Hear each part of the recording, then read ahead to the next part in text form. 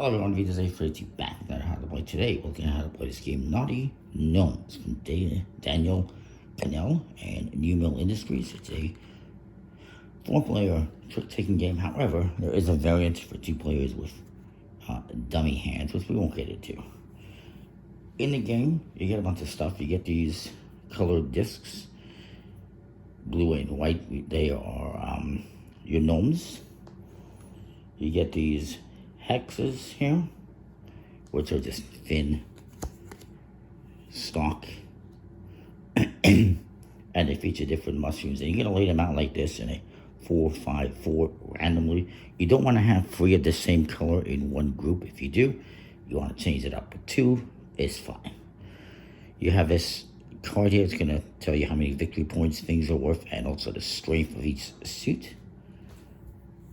You have these 4 cards that you're going to use later on when you're doing a trick-taking phase to determine play order. And then you got the cards, which have numbers 1 through 8 in each suit. And there's also, as you can see, these 4 X's. These 4 X's can be any number of that specific suit. You're going to put those aside. Take the rest of the cards, shuffle them up, and deal out 4 to each player. And let me just seize this back a bit so we have more room.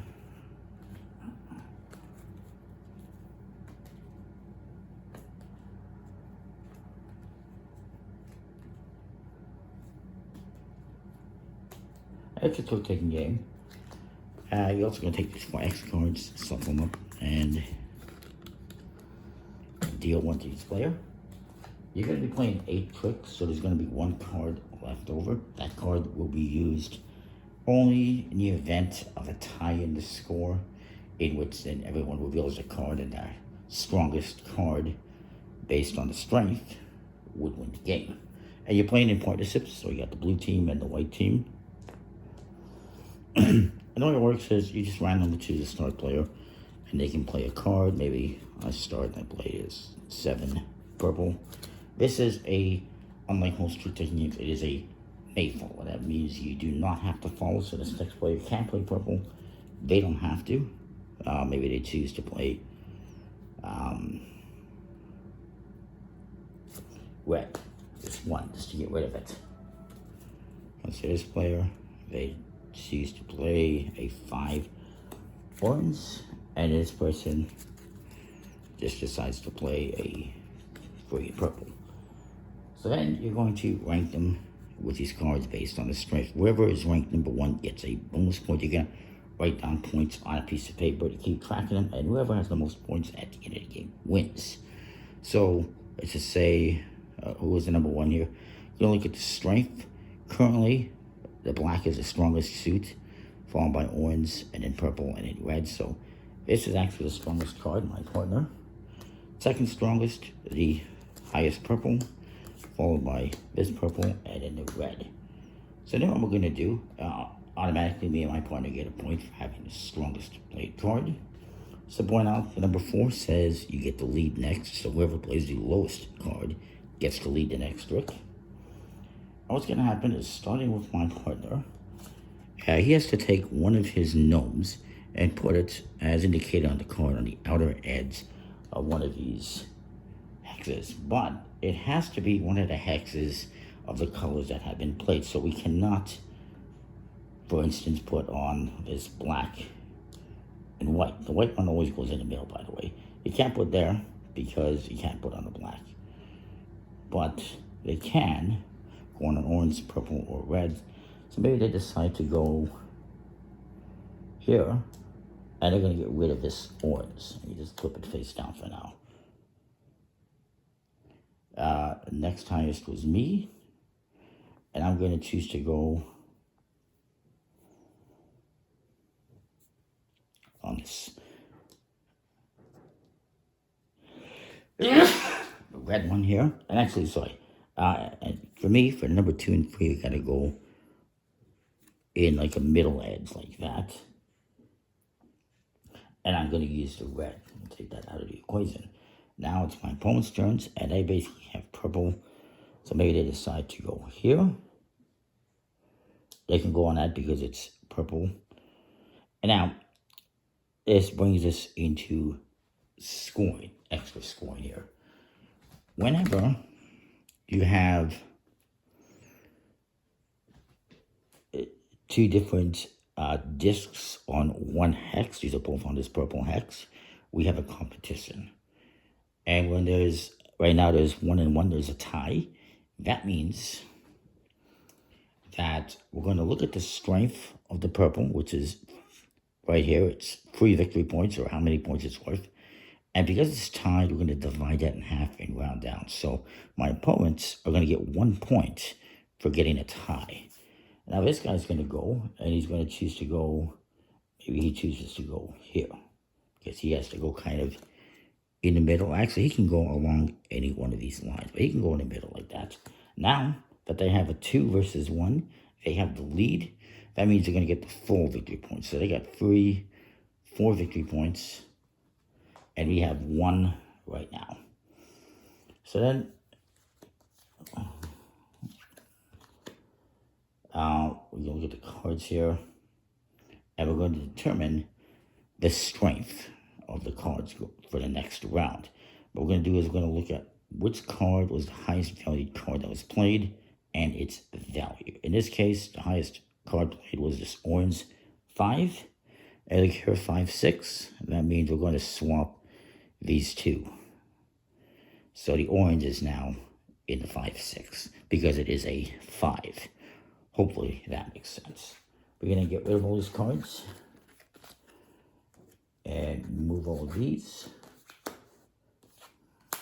This guy played the lowest card, so he's going to lead.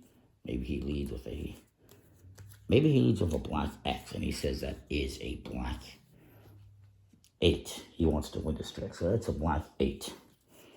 This guy is okay. Well, I'm going to play a black 4. His partner says, I'm going to play a purple 5. And then it comes to me, and I will play, let's say, I make this a purple 6. So we evaluate based on strength again. Who has the strongest card? That black is the strongest, so they have the number 1, 2, 3, and 4. Then you continue on doing all the pill things again. So they're going to go first. Maybe they put a black one.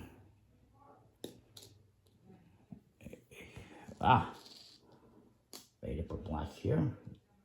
And use that one up. And it doesn't give them a lead in anything. However, I guess technically there would have been a tie here. It is what it is. Then it's my partner here. He decides to put this one here on the purple, which gives us a tie, which means we're going to get 2 points because it's now worth 4 points and it's a tie, so it's half. Then I'm going to go and I'm going to do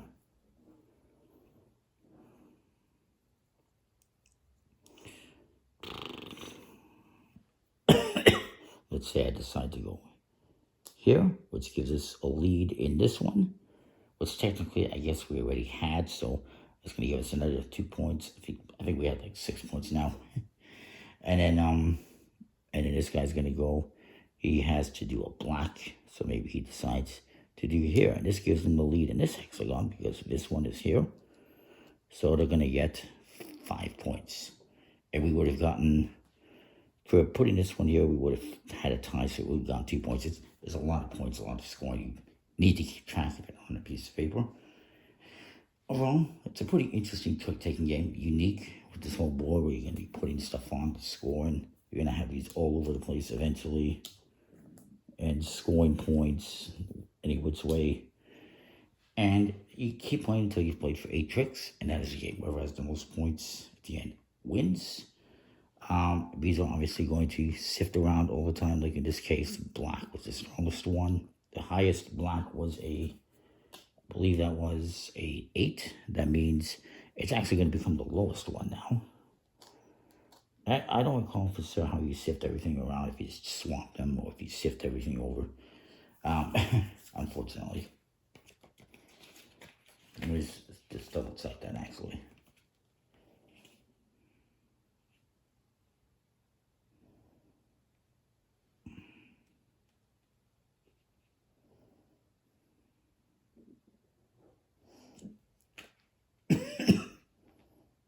It just says it doesn't really specify, I don't think. Anyways, good cool game. Good quality cards, folded in finish. Nice wooden discs and everything.